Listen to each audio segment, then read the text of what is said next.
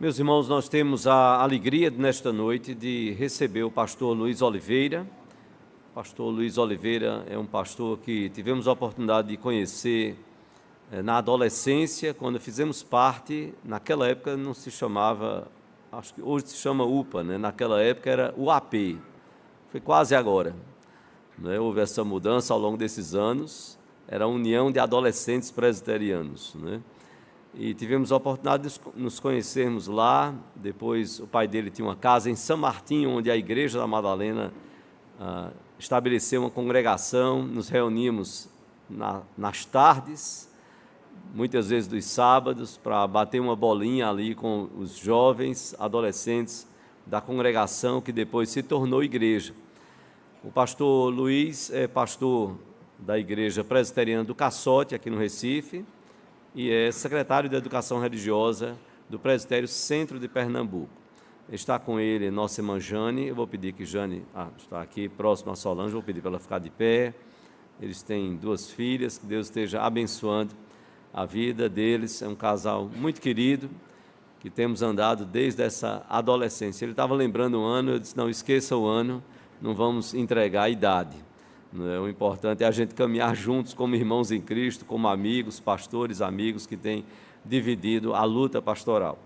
Então eu quero passar, nesse momento nós vamos convidar as nossas crianças. Eu vou pedir que as crianças fiquem aqui na frente com as suas professoras e professores, e elas poderão sair pela porta lateral, tá certo? Ficam aqui, não sai agora, espera. A gente vai orar e depois poderão sair para facilitar pela porta lateral.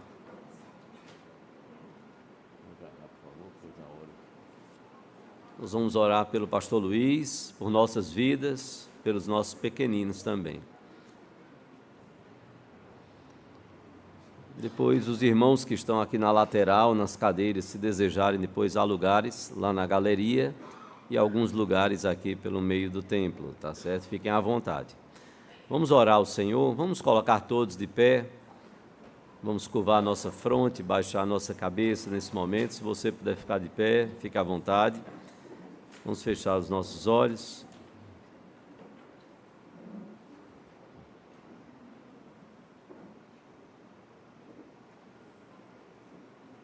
Vamos orar, todo mundo de olhinho fechado. Senhor Deus e Pai, nós te agradecemos por esse momento tão especial, de podermos exaltar e glorificar o Teu nome, de podermos entoar louvores, de ler a Tua palavra. E nesse momento, de modo especial, Senhor, pedimos a Tua bênção sobre a vida do Teu servo, pastor Luiz. A palavra que o Senhor colocou no seu coração para nos trazer nesta noite. E pedimos, ó Deus, que Tu possas, por Tua graça e misericórdia, falar aos nossos corações. Tu possas abrir os nossos olhos espirituais para que contemplemos a Tua palavra e possamos ser alimentados por ela. Se há alguém que ainda não entregou a sua vida ao Senhor Jesus Cristo, que o Senhor possa tocar-lhe também o coração. A cada um de nós, opera em nós, por Tua graça e misericórdia. Abençoa os nossos pequeninos, que eles possam receber a Tua palavra também, que o Teu Espírito possa conduzir os professores que deles estarão cuidando, para que, recebendo a Tua palavra, sejam guiados pelo Teu Espírito a cumprirem a Tua boa, santa e agradável vontade. Nós te oramos assim, pedindo a Tua bênção sobre a família, sobre o pastorado, o trabalho secular do Teu servo, pastor Luiz. Que o Senhor possa conduzi-lo e guiá-lo conforme a Tua vontade e o Teu querer. Te oramos no nome de Jesus e para a glória dele. Amém, Senhor. Amém. Podeis assentar-vos. Eu esqueci de dizer que trabalhamos juntos com o pastor Luiz durante muitos anos na chamada Missão Atos, que foi um grupo de jovens criados de batistas e presbiterianos, aproximadamente 12 rapazes, que nos unimos com o propósito, ali no início da juventude, de ajudar igrejas carentes no interior do nosso estado de Pernambuco. O pastor Luiz estará com a palavra, que ele possa se sentir muito à vontade no nosso meio.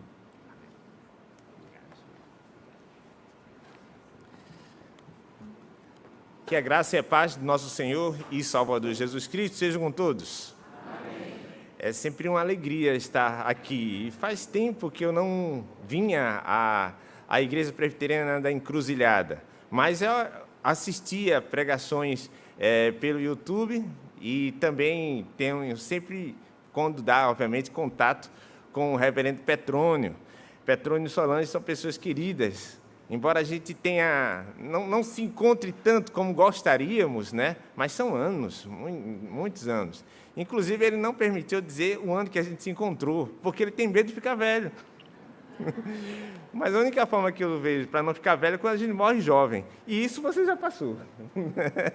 Mas, irmãos, eu quero parabenizar essa igreja, que já tem 90 anos de trabalho ao Senhor, e a junta diaconal, que tem sido forte. Aqui a gente percebe um número enorme, grande de diáconos que servem a igreja, e a igreja é bem servida, sempre é bonita, cheia de gente, cheia de obras. Isso é muito bom para o reino de Deus. Então, parabéns, igreja. Nós reconhecemos a grande importância de vocês, obviamente, no reino de Deus. Queria que os irmãos abrissem suas Bíblias em 1 Timóteo,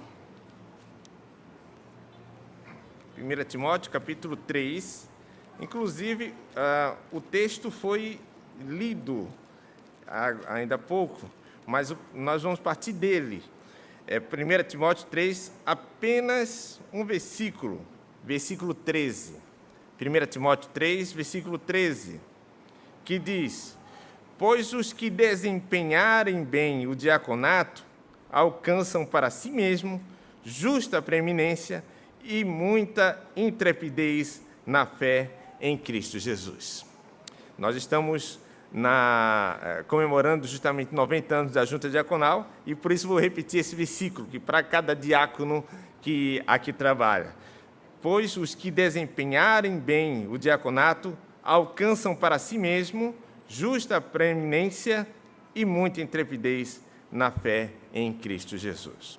Que o Senhor aplique em nossos corações o texto de sua palavra que foi lida. Amém? Existem mentiras que são contadas que parecem verdades, mas também tem verdades que elas parecem mentira. E a gente fica naquela questão, é verdade ou é mentira? Porque a gente não quer mentir, mas algumas mentiras consolam como se fosse verdade, ou atingem um objetivo, mas a ideia é contar a verdade. A história que eu vou contar a vocês foi dita a mim como sendo verdade, mas parece que foi mentira, de tão estranha que foi. Inclusive, faz muito tempo, não dá para comprovar se foi verdade ou não, porque quando me contaram, foi nos anos 80, né? Quase 40 anos atrás, eu soube dessa história, contada por um vizinho meu, que é membro de uma igreja pentecostal, lá no bairro do Ibura, onde já morava naquela ocasião. E ele dizia que uma determinada noite tinha sido marcada uma vigília, mas não era uma vigília no templo, era uma vigília no monte. E eles pegavam os montes mais difíceis de acesso e também mais perigosos. E acontece que duas irmãs, né, elas saíram atrasadas. Aí nisso eu acredito, né? Irmãs que saem atrasadas, né? Mas também tem irmãos que saem atrasados, né? Isso aí a gente não pode esquecer. Só que no caminho, mais adiante, tinha um assaltante principiante. Ele estava começando os seus trabalhos de meliantes, digamos assim, né? E essas duas irmãs, tem detalhe, né? Naquela época, não sei se ainda hoje fazem esse tipo de vigília, mas o pessoal vai de branco. E aquelas irmãs estavam saindo já perto da meia-noite, ou já meia-noite, de branco, todas de branco, tudo branco. A gente sabe que de branco, quem anda todo de branco era médico, depois pai de santo e também irmãos que vão para a vigília. Então, elas faziam parte dessa terceira classe. E quando elas estavam subindo naquele caminho, o assaltante, que estava com mais medo do que, né, com vontade de assaltar, anunciou o assalto. É um assalto. E aí uma irmã, com raiva mesmo, né, que já tinha saído atrasado, e tantos atropelos, olha para outra irmã e digo, olha, minha irmã, quando nós éramos do mundo, nós não éramos assaltados, mas olha o que o diabo está fazendo.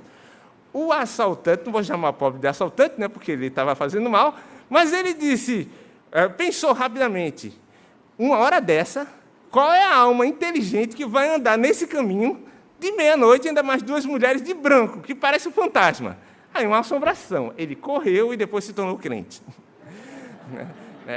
Agora, é pela lógica dele, né? Não é lógico, não é algo tangível, duas mulheres, numa tarde da noite, num local escuro, num local ermo, num local perigoso, dizendo que vai orar, que vai falar com Deus que nem vê. Isso não tem lógica, não há lógica. E realmente há muitas coisas que não há lógica.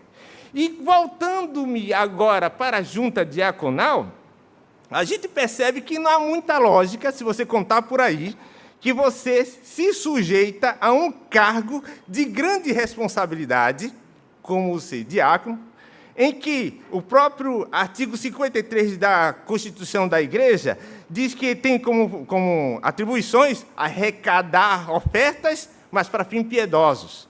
Quer dizer, está pegando dinheiro dos outros para ajudar outras pessoas. Cuidar de pobres, doentes e inválidos.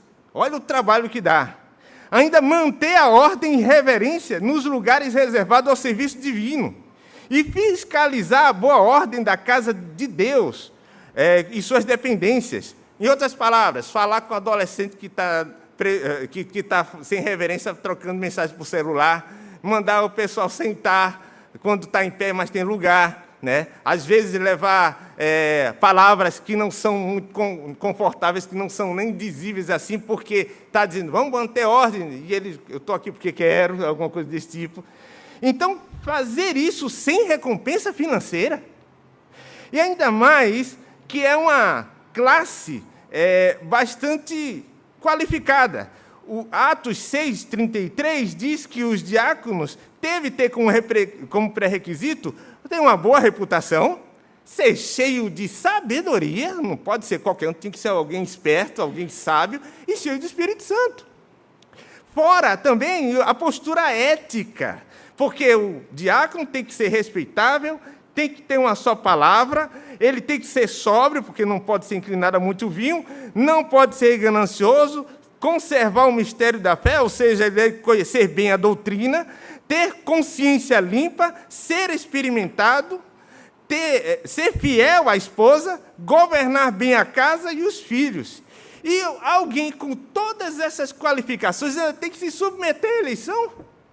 Se chega a esse ponto, por que vai fazer campanhas ou querer, olha, se não vem aqui, se dispor para participar de uma assembleia, ainda tem os irmãos para dizer não. Oxe, eu vou fazer isso tudo de graça, tu ainda não queres que eu venha trabalhar para você? Então, qual a lógica que tem alguém se submeter a tudo isso? Então, daí a gente lembra de um texto, como, por exemplo, 1 Coríntios, capítulo 2, verso 14, que diz que o homem natural não aceita as coisas do Espírito de Deus, porque lhes são loucura, e não pode entendê-las, porque elas se discernem espiritualmente. O trabalho de um diácono é grande. Meu pai foi diácono.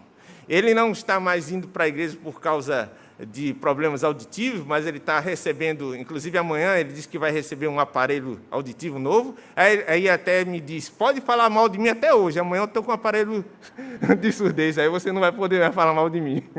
Né? Mas ele via nele um exemplo de quem é um diácono que trabalha, que se preocupa com os assentos para que ninguém fique em pé, que fica preocupado com relação à igreja, ao templo, à organização e tudo mais. Então, é um trabalho árduo, é um trabalho bonito, é um trabalho de entrega, sem recompensa material, mas que traz uma recompensa, sim, espiritual. E só quem pode entender isso não é um homem natural, mas sim um homem espiritual, porque o homem natural vê isso como loucura, mas o espiritual tem discernimento espiritual. E aí, nós vemos nesse texto de 1 Timóteo 3,13, que os que desempenharem bem o diaconato alcançam para si mesmo justa preeminência e muita intrepidez na fé em Cristo Jesus. Jesus está com vocês, caros diáconos. E nós observamos isso quando a gente lê João, capítulo 12, no versículo 26, que fala: se alguém me serve, siga-me, e onde eu estou, ali estará também o meu servo. E se alguém me servir, o Pai o honrará. A recompensa vem do Senhor. É o Pai que nos honra, o Pai nosso que está nos céus, que te chamou, que te deu essa vocação, que fez com que a igreja voltasse em você, é que te chamou para você fazer o que você está fazendo. E Ele não vai deixar de te galardoar de forma alguma. Então, nesta noite, eu gostaria de falar rapidamente sobre a função diaconal, praticada por Jesus Cristo. Jesus, Ele praticou o diaconato também. Nós sabemos que o início desse ministério, o início dessa função se deu em Atos dos Apóstolos, capítulo 6, quando havia aquele problema das viúvas que estavam sendo esquecidas da assistência social, aí que os apóstolos disseram, foi até a história que o reverendo Petrônio estava dizendo, pastor Petrônio estava dizendo quando ordenou os oficiais, né, e que ele estava mostrando, olha, a gente vai orar, tá, vamos pregar, mas vocês cuidem disso, elejam 7 diáconos para fazer essa tarefa, e foram eleitos ali os 7 diáconos, mas o fato é que o exemplo de diaconato Jesus nos deu. E eu quero pedir para que vocês possam abrir suas Bíblias em João, capítulo 13. É uma história com Jesus que a gente observa o diaconato nele. E capítulo 13, nós vamos ler, acompanhe, por favor, os 5 primeiros versículos, que eu intitulei no tópico como Jesus na função diaconal, ele demonstrou disposição em servir. Como diácono, digamos assim, porque a palavra diácono significa servo, e Jesus nos serviu também, ele demonstrou disposição em servir. Diz que, ora, antes da festa da Páscoa, sabendo Jesus que era chegada a sua hora de passar desse mundo para o Pai, tendo amado os seus que estavam no mundo, amou-os até o fim. Durante a ceia, tendo já o diabo posto no coração de Judas Iscariotes, filho de Simão, que traísse a Jesus, sabendo este que o Pai tudo confiara às suas mãos, e que ele viera de Deus e voltava para Deus, levantou-se da ceia, tirou as vestimentas de cima e, tomando uma toalha, cingiu-se com ela. Depois deitou água na bacia e passou a lavar os pés aos discípulos e a enxugar-los com a toalha com que estava cingido. Observe nesses 5 versículos que ele se dispôs a fazer um serviço. As ruas empoeiradas ali de Jerusalém, algumas, quando entra na casa, pode sujar. Mas quem é que vai se expor para fazer esse serviço, né? Quem? Nem todos os anfitriões faziam isso. Aliás, sobre essa questão de servir, os gregos achavam que todo tipo de serviço desse era indigno. Inclusive, os sofistas diziam que um homem reto só deve servir aos próprios desejos, com coragem e prudência. Já Platão e Demóstenes admitiram que o serviço só tinha algum valor quando prestado ao Estado. Mas Jesus tinha uma mensagem diferente dos gregos, dos filósofos gregos. A mensagem era de que nós devemos servir. E aqui, ele se dispõe a fazer isso. Ele vê a necessidade, se levanta, cinge-se de uma toalha, pega a bacia, coloca água e vai lavar os pés dos discípulos. Então, nesse detalhe aqui que João coloca, de que ele, naquela ocasião, ele tira a parte de cima da roupa, veste-se com a toalha, ele estava se detalhando porque era a prática dos escravos. Os escravos que faziam isso, porque era algo humilhante. Lavar os pés era algo humilhante, ainda hoje o é. Então, o que acontece? O que a gente aprende aqui? Que esse exemplo de disposição é o exemplo que todo servo tem que ter. É o diácono, de certo, que deve ver, olha, tem vaga ali, tem outra pessoa em pé ali, então vamos levar até lá. Ou tem gente doente aqui, ou por que fulano não veio para a igreja? Vai saber, está doente, vamos ver se ela precisa de alguma coisa. É o diácono que recebe as informações e passa para o pastor de quem está enfermo. É o diácono que sabe ou que procura saber quem é que está com dificuldade financeira para que a igreja possa também ajudar. Essas são as atribuições que o diácono, algumas delas, existem muitas outras, mas o fato é que, tal como Jesus, o diácono, ele se dispõe a servir ao Senhor. Interessante quando fala que Jesus cingiu-se da toalha, né? Cingiu-se, enrolou-se com a toalha, é que Pedro estava lá. E anos depois, Pedro escreve na sua primeira carta, capítulo 5, verso 5, rogo igualmente aos jovens, sede submissos aos que são mais velhos. Outros sim, no trato uns com os outros, cingi-vos todos de humildade, porque Deus resiste aos soberbos, contudo, aos humildes concede a sua graça. Perceberam? A mesma palavra cingir.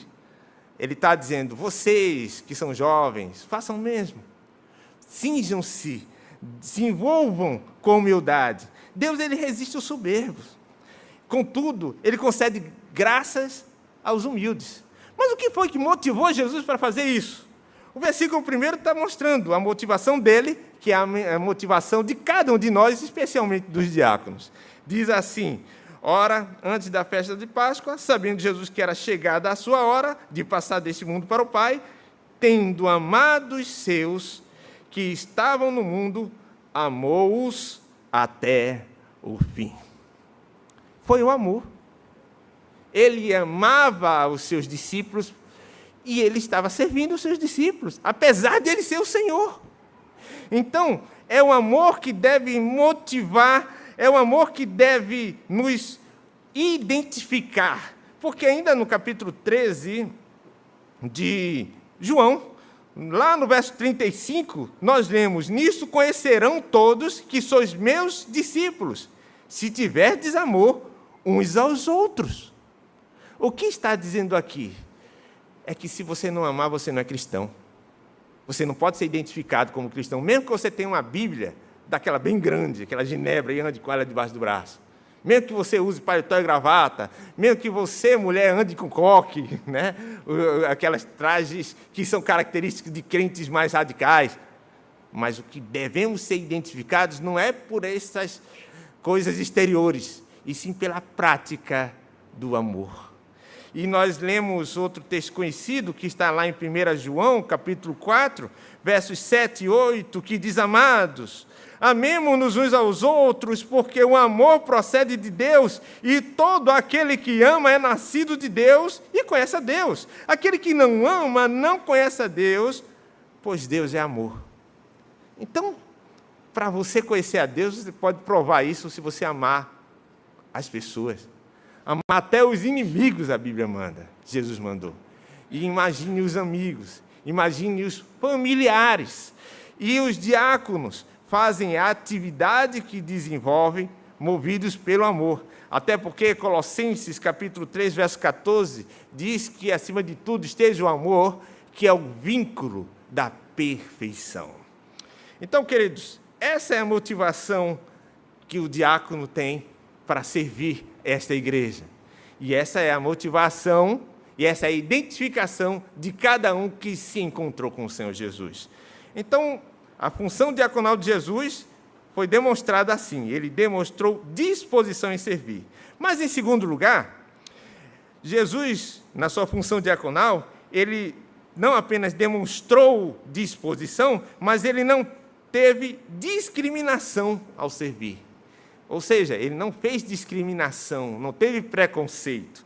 Isso a gente pode ler nos versos 6, né? 6 em diante, 6 a 11, que diz assim: aproximando-se, pois, de Simão Pedro, e este lhe disse: Senhor, tu me lavas os pés a mim? Respondeu-lhe Jesus: o que eu faço? Não o sabes agora, compreendê-lo-ás depois. Disse-lhe Pedro: nunca me lavarás os pés. Respondeu-lhe Jesus: se eu não te lavar, não tens parte comigo. Então Pedro lhe pediu: Senhor, não somente os pés, mas também as mãos e a cabeça? Declarou-lhe Jesus: quem já se banhou não necessita se lavar senão os pés. Quanto ao mais, está todo limpo. Ora, vós estáis limpo, mas não todos. Pois ele sabia quem era o traidor. Foi por isso que disse: nem todos estáis limpos. Bom, vamos lá. Jesus estava lavando os pés, isso foi o que a gente observou até o verso 5, dos discípulos. E quando ele estava lavando, ninguém estava reclamando. Todo mundo estava deixando Jesus lavar. Talvez porque estavam constrangidos. Vou falar o quê? Mas talvez porque estavam acomodados, achando que não tem nada, nenhum problema em Jesus lavar os pés. E parece que essa situação continua hoje. Deus, quando atende nossas orações, a gente não fica espantado, porque acha que esta é a obrigação dele. Ninguém diz que é obrigação, mas parece que a gente acha. Porque tem muita gente que ora e fica: se Deus não atende essa minha oração, eu vou abandoná-lo.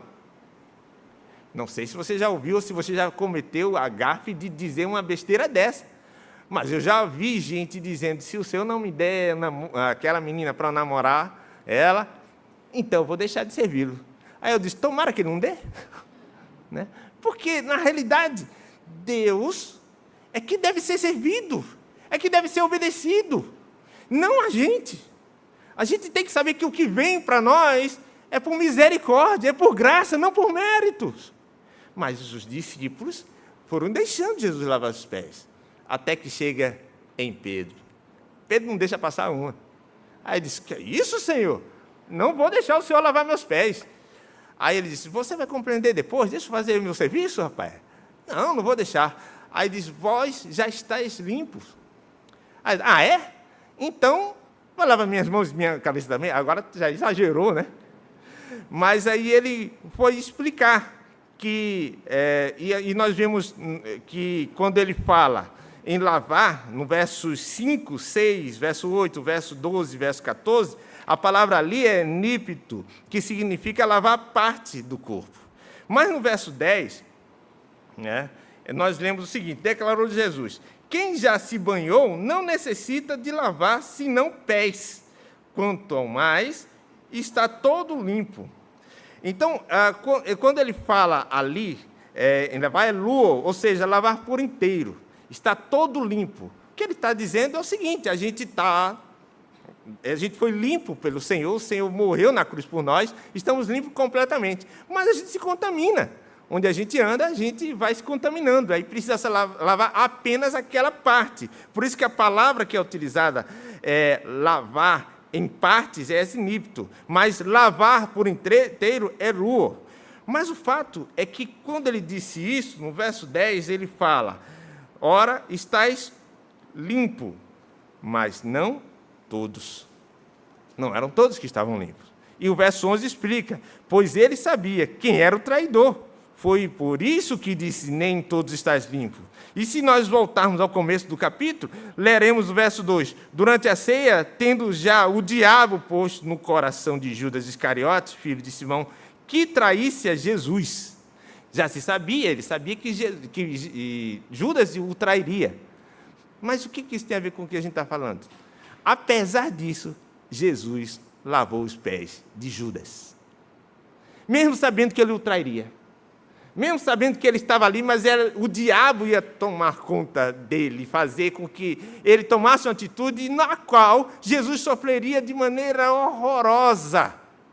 Mas os pés de Judas foram lavados por Jesus. Diácono, você não tem como escolher as pessoas a servir. Veio para a igreja, você vai servir. Porque essa é a sua função. Você não sabe quem são os Judas, mas eu sei que você desconfia. Mesmo assim, tem que servir. Tem que servir indiferentemente de qualquer coisa. A gente tem que servir as pessoas, mesmo tendo condição social diferente, tendo cor diferente, tendo opções partidárias diferentes, sendo de time de futebol diferente, tendo opiniões diferentes, mas Deus trouxe para essa igreja, e aí você vai servir a Ele. E é exatamente isso o que o Senhor ensinou. Ele não fez acepção de pessoas. Romanos 2, verso 11, diz, porque para Deus não há acepção de pessoas. E observe o que está escrito em Mateus, capítulo 5, nos versículos 43 a 48. Mateus 5 diz assim, 43 em diante. Ouviste que foi dito, amarás o teu próximo e odiarás o teu inimigo. Na realidade, não há um texto na Bíblia que diga que devíamos odiar um inimigo. Isso foi uma compreensão que eles tiveram e que nós hoje também temos. Nós, assim, aqueles que não têm a Bíblia em seu coração, não analisa a Bíblia. Então, é odiar um inimigo. Verso 44, eu, porém, vos digo, amai vossos inimigos e orai pelos que vos perseguem, para que vos torneis filhos do vosso Pai Celeste. Porque Ele faz nascer o sol sobre maus e bons, e vi chuva sobre justos e injustos.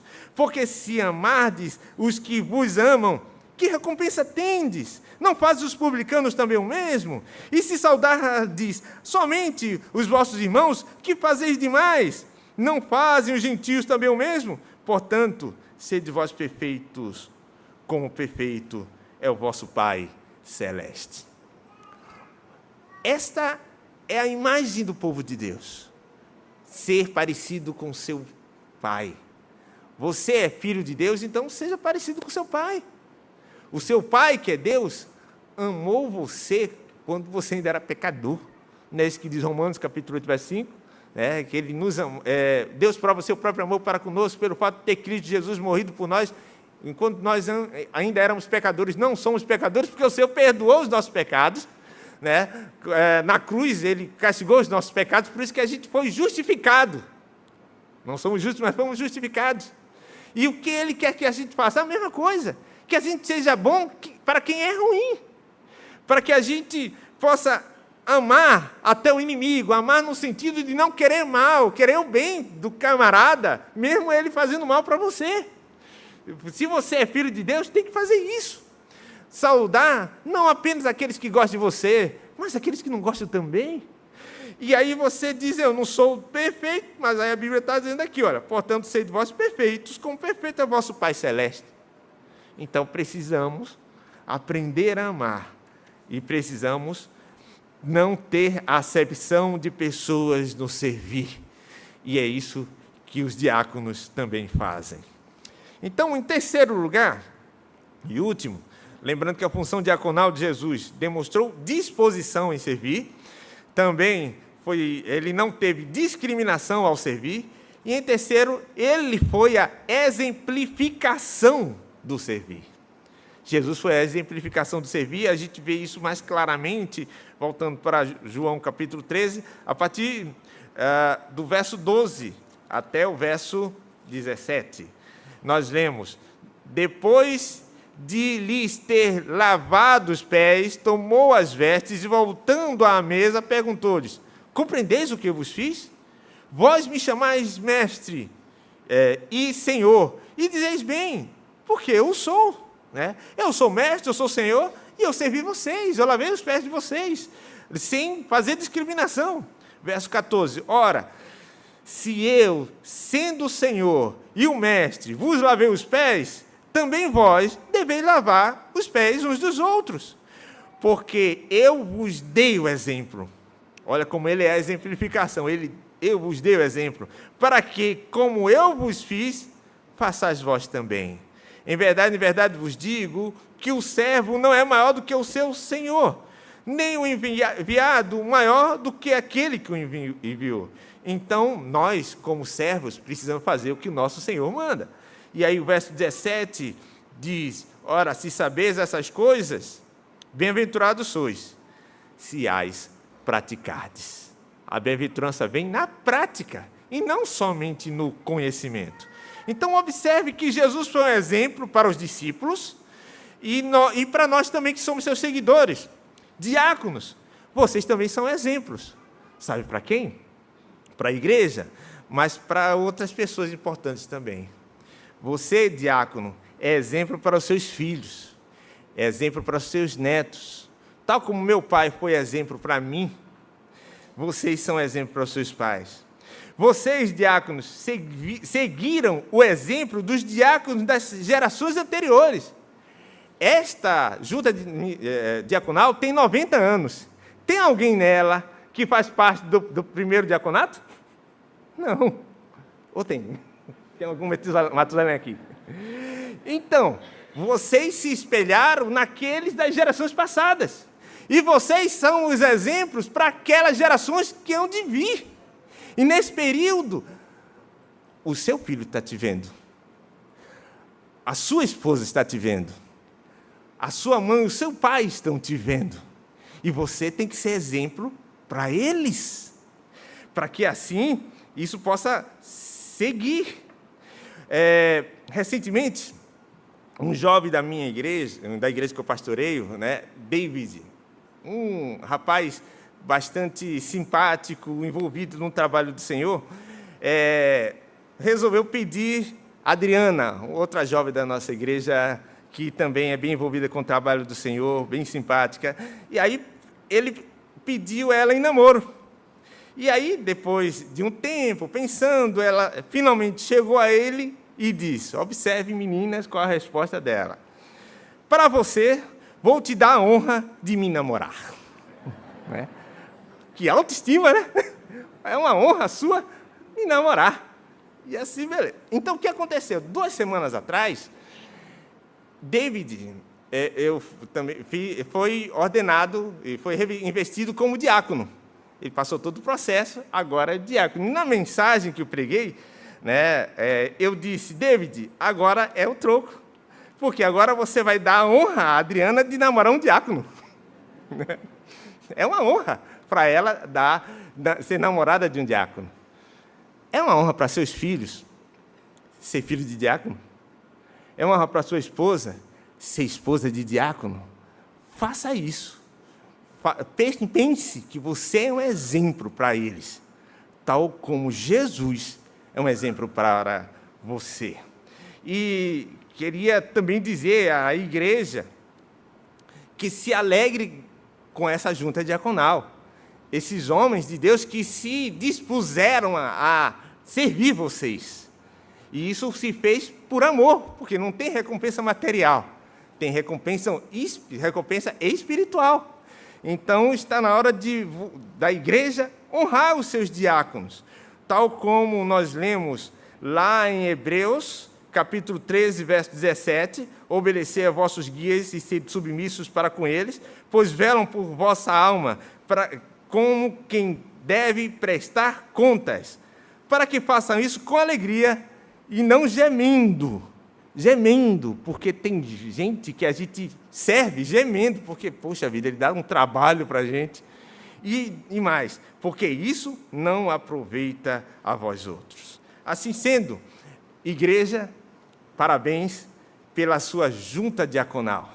Parabéns também, diáconos, por causa dessa sua disposição de fazer aquilo para o qual o Senhor te chamou.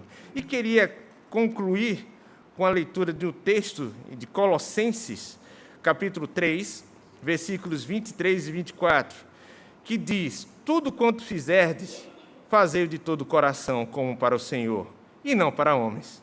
Ciente de que recebereis do Senhor a recompensa da herança. A Cristo o Senhor é que estáis servindo. Então a igreja serve a Cristo, os diáconos servem a Cristo, o conselho serve a Cristo, e você, visitante, está servindo a Cristo? Se não, pense na oportunidade que você tem hoje de também ser um servo do Senhor, de também ter o privilégio de trabalhar em prol do reino de Deus, ajudando ao próximo, cooperando com o reino dele, para que assim, ao final da sua vida, você possa também ter um encontro para sempre com o Senhor no céu. E que Deus a todos abençoe.